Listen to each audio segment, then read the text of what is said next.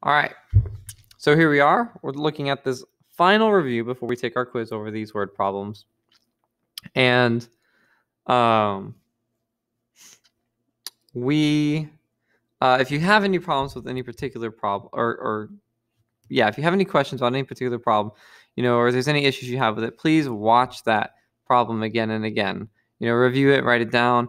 The only way you're going to learn this a lot of times is by studying it. You don't study it by looking at only one time.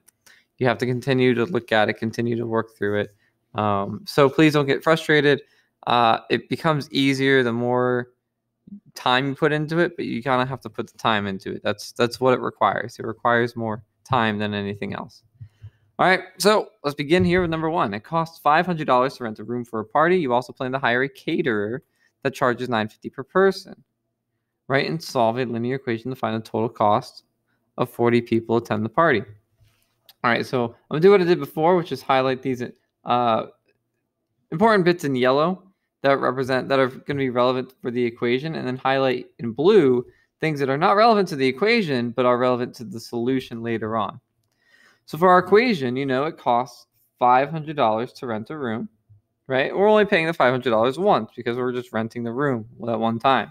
$500 to rent the room. And on top of that, we're being billed $9.50 per person. So the phrase per person is pretty useful here because that's representing where the X is going to go. X here, because it's going to be $9.50 times the number of people that attend. So X will represent the number of people that attend. So $9.50 times X, $9.50 times the number of people that will attend. So there's our expression, right? There's our expression. It looks very slope-intercept-like. It's because it is slope-intercept-like. So if you're wondering where y is, well, y is going to be over here. Y equals the 500 plus 950x. So y is just going to represent the total cost, right?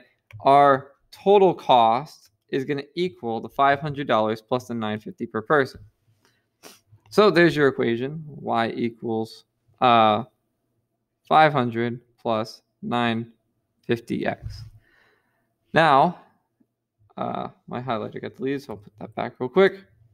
Now, we're asked, okay, here's your equation. Find the total cost of 40 people that attend. So remember, y is representing total cost, which is what we're looking for. X represents the number of people that attend. Well, if 40 people attend, then 40 is going to be the X, and we're going to plug it in to X. So we have 500 plus 950 times 40. And I'm going to need my calculator, so give me 1 second.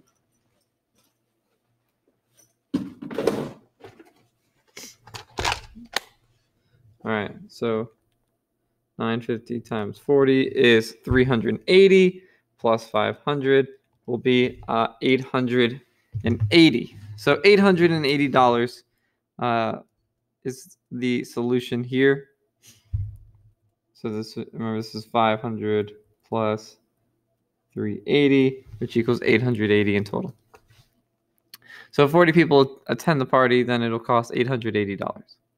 All right, now number 2. As the student council treasurer, you prepare the budget for your class rafting trip. Each large raft costs $85 to rent. Each small raft, so large raft costs $85 to rent. Small raft costs $60 to rent. And you have $1,235 to spend.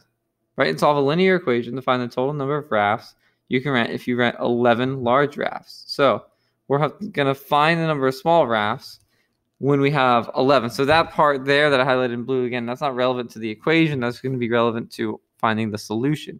What's relevant to making our equation is highlighted there in yellow. So each large raft is $85 to rent, and each small raft is $60 to rent. So think of it like this, right? The money from renting the large rafts plus the money from renting the small rafts came to a total, or will come to a total, because we have this much to spend, $1,235, right?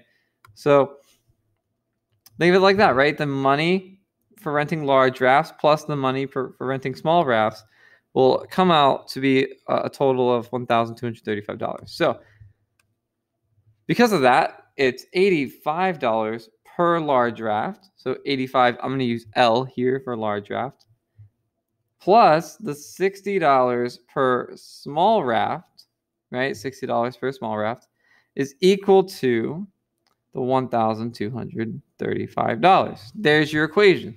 And so 85 per large plus 60 per small equals $1,235. Now, let's solve the second part. The second part is how many small rafts will we have to rent? So question mark there. If we rent 11 large rafts, so that means we're going to plug 11 in for the large raft. So 85 times 11 plus 60s equals 1,235.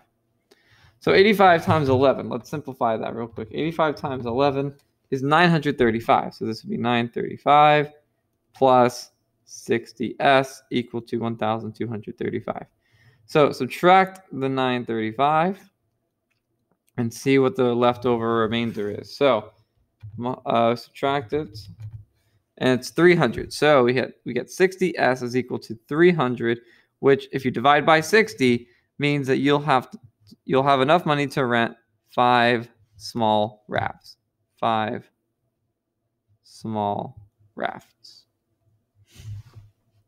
Because 300 divided by 60 will make was 5.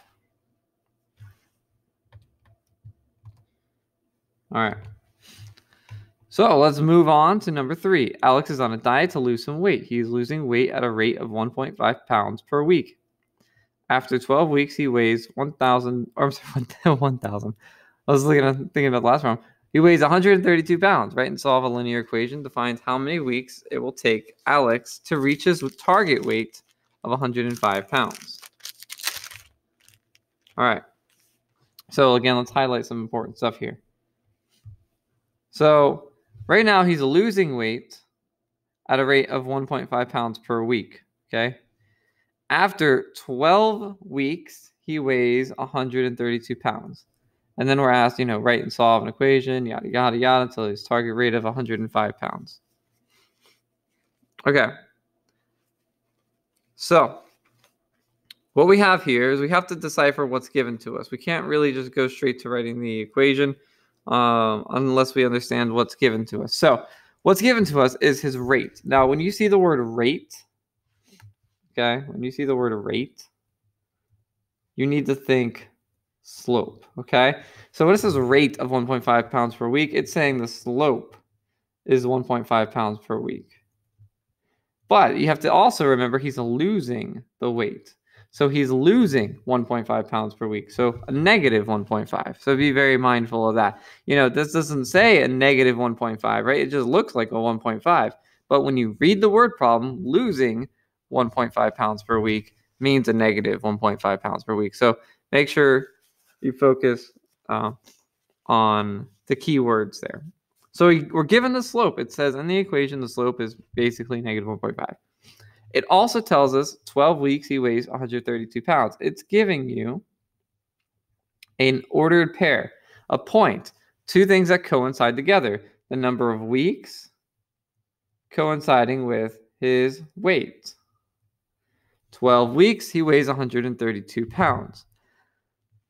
So we are given a slope from the problem. We are given a point from the problem, so it only makes sense to use point slope form. So you have to make sure you memorize this equation. So we're given 3 values. We're given the y1 value, the x1 value, and the slope value. So I'm just going to simply plug those in. And when I do, we'll have y minus the y value, which in our point is 132. So y minus 132 equal to m. M is going to be our slope, which is a negative 1.5. And then parentheses x minus the x1 value. X value is 12. So subtract 12. So you see, I'm just taking these numbers that were really given to us in the problem, negative 1.5, 12, 132, and I'm putting it in the correct position in point slope equation. So I didn't really do any math. All I've done was read the problem and understood that it was point slope. So this is why, studying math isn't necessarily always about working the problems out. Because I didn't have to do any work so far to get that equation. I just had to understand it. And you have to really read the problem and go through it multiple times to understand it. So make sure you do that. All right. But now we answer the question, how many weeks till he finds reaches his target weight of 105 pounds? So 105 pounds. Keep in mind, if you want to know which value to plug it in for, look over here at your ordered pair. Weight was the y value in this point down here. This is weight. So weight is a y value, meaning we're going to plug the 105 in for y, not the x. X is weeks, okay? If it gave you a number of weeks, then you would plug it in for x, but it gives you weight in pounds, so we're plugging it in for y. Okay?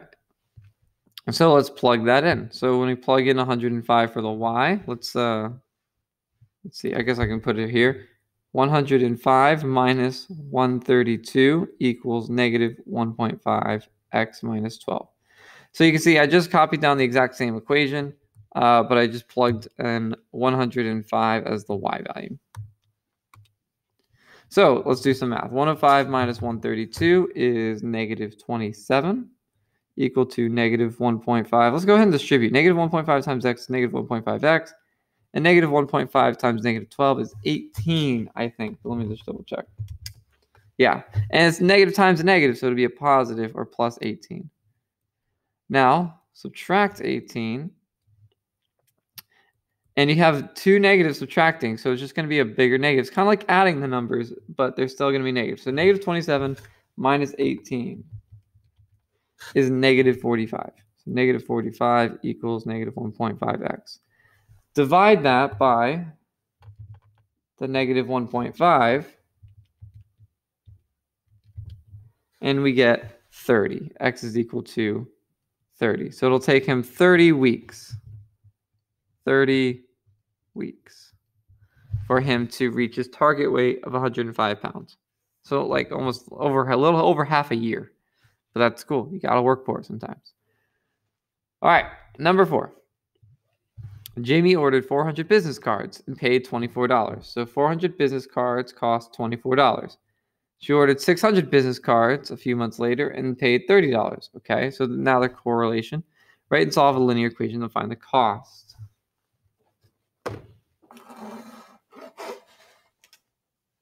Oh, okay. So what we're given is this information about business cards and how much they cost. Now, you have to understand this. These coincide together. Cards coincide with cost. In this case, we have 400 cards that cost $24.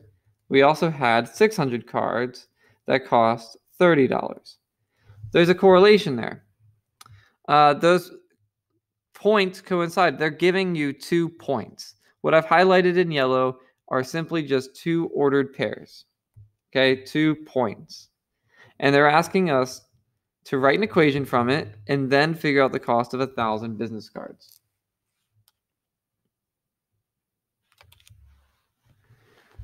So how do we write an equation from 2 points? Well, the first thing we're going to need to find is the slope between the points. Now remember, slope formula is y minus y over x minus x. So these are the x and y values of the points. So we're going to take the y minus the y. So we'll do the 30 minus the 24. That's just the 2 y values being subtracted. And so on the top of the fraction, that's going to be 6. And on the bottom, we do the x's minus each other. So 600 minus 400. 600 minus 400, which equals 200. Okay. Now, if you want to change this to a decimal, I would encourage that just to make it a little easier to use. 6 divided by 200 is 0.03.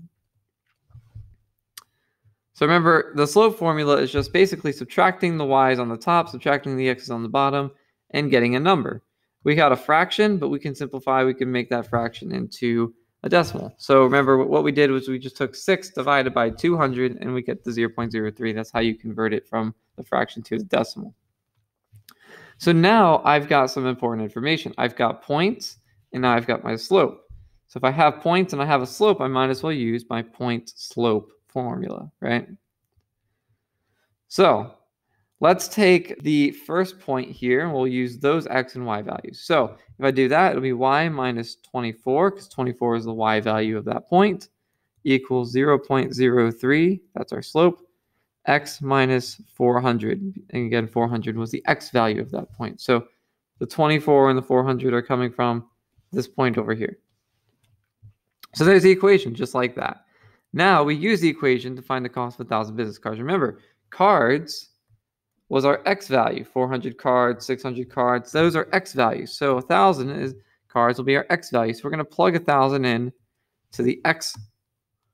So when I do that, we'll have y minus 24 equal to 0.03, 1,000 minus 400. So just plugged in 1,000 for x. Let's simplify. 1,000 minus 400 will be 600. So y minus 24 equals 0.03 times 600. And then we can multiply that out. 0.03 times 600 is 18. So we have y minus 24 equals 18. Then add the 24. We see that y is equal to 42.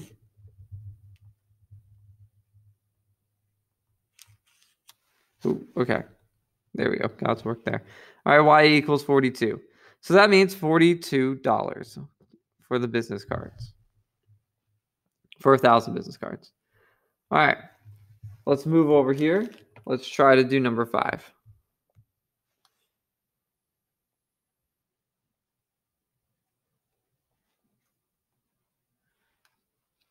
So the startup cost to join eTunes Music is $7.35 plus a 55 cents per song downloaded. So similar to number 1, right? It's going to cost us $7.35 one time, and then plus 55 cents per song. Remember that word per, kind of indicating that per song, that X value there. All right, so there's your expression. Now again, looks like slope-intercept form, just like number 1. So let's throw y equals. And the reason we throw y equals is because this represents total cost. The total cost is equal to $7.35 plus 55 cents per song. So our equation, y equals 7.35 plus 0.55x. Okay. If he spent $28.25, how many songs did he download? Remember, this is the total cost, $28.25. Total cost is a y value. So we're plugging this in for the y spot, not the x. X, remember, x is per song. Per song, that's why I wrote x. So x is number of songs. This number here is not number of songs. This number is not x. So make sure you plug it into the right spot. 28.25 equals 7.35 plus 55 cents per song. All right, here we go.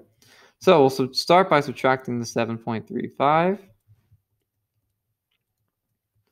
So we have 28.25 minus 7.35, and we get $20.90. 20.9, which equals the 55 per song, so 0.55x.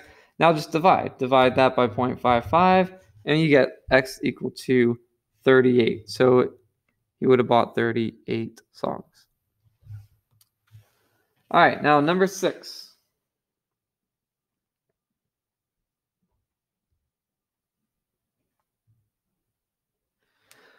At a pet store, it costs $8 to wash a cat and $9.50 to wash a dog. Last week, the store made $186 from washing cats and dogs. Again, this is similar to, I think it was number 2. If we highlight what's important here, $8 to wash a cat, $9.50 to wash a dog, and the store made a total of $186. The last part, the second sentence, it says, if 9 cats were washed, how many dogs were washed? So that's part of the solution part. But the equation, it's $8 to wash a cat, so 8 times x for $8 per cat. $8 to wash a cat is basically saying $8 per cat. So remember, 8 per cat would mean 8 times x, x representing the number of cats. And so plus $9.50 per dog, so $9.50y. Y is going to be number of dogs. If you want to use D and C, you can do that. Let's go ahead and do that instead. C for cats, D for dogs, right? Equals $186.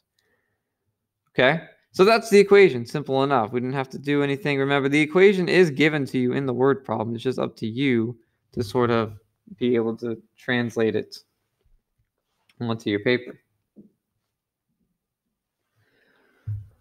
All right, so now if 9 cats are washed, so 9 cats, so we're going to plug the 9 in for C. So we'll have 8 times 9 plus 950D equal to 186. 8 times 9 is 72. 72 plus 950D equals 186. Subtract the 72. So we have 950D equal to 186 minus 72 is 114. So then just divide that 114 by 950. So divided by 950. So 114 divided by 950. We get, oops, is it 12? Yeah, 12. Okay. So we get D equal to 12, meaning we washed 12 dogs. All right, and one more problem.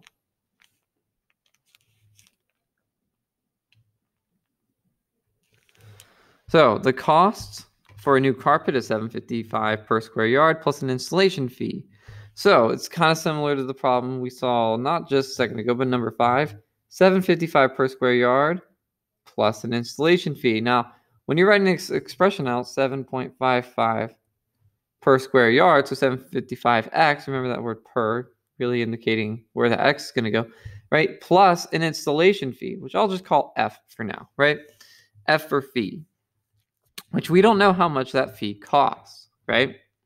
But what we do know is in the next part of this, we have 900 square yards of carpet cost $7,525. So let me fill in my equation. Y equals 7.55x plus F for the fee. So what this says is Y is going to represent the total cost, the price at the very end. How much the people pay in total is going to be equal to $7.55 per square yard plus the installation fee, right? You go in, you pay $7.55 per square yard, then and on top of the fee you had to pay, and all together you would add that two amounts up, and that would equal your total cost. So we have Y representing our total cost. All right. Now, we know that some people go in and buy 900 square feet and end up paying $7,525. This is a coinciding ordered pair. This is a point. This is an X. This is a Y. So we can actually use that information, right? We know that these people paid in total $7,525, right? That was their Y value. That is their total cost. We know that they pay $7.55 per square yard because that's in the problem. $7.55 per square yard, and they bought 900 square yards. So $7.55 times 900 to find out how much they paid for that square yardage of carpet, right? But what we don't know is what the installation fee that they paid was. But if we know everything else, then we can find out what the installation fee was. So let's start by doing 7.55 times 900, which ends up being $6,795. So what this tells us is, remember, they bought 900 square yards and they paid $7.55 per square yard. So $7.55 times 900 means they paid $6,795 for the square yardage. But remember, they paid in total $7,525. So the difference between their total and how much they paid for square yardage, the difference must be what the installation fee costs. So we're just going to subtract the numbers, 7,525 minus 6,795, and we end up with equaling 730. So the installation fee is going to be $730, which actually go ahead and answers the last question about how much installation fee was, $730. Your equation, though, plug that 730 in back to the F, and we have the equation Y equals 7.55x plus 730. So our equation represents $7.55 per square yard plus $730 installation fee. Now, the question about total yards, or cost of 1,200 square yards. So we just simply plug that 1,200 square yards in, because remember, square yards is X, so we're going to plug that 1,200 in for X. So we have 7.55 times 1,200 plus 730. And when you calculate that all out, 7.55 times 1,200 plus 730 ultimately is $9,795. $190. And that's everything. That's this review. So go over it, study it. It's very, very similar to the time we talked about these problems before. So keep working at it, okay? Keep studying. Go back and rewatch anything that you need to, right? Have a good one and good luck.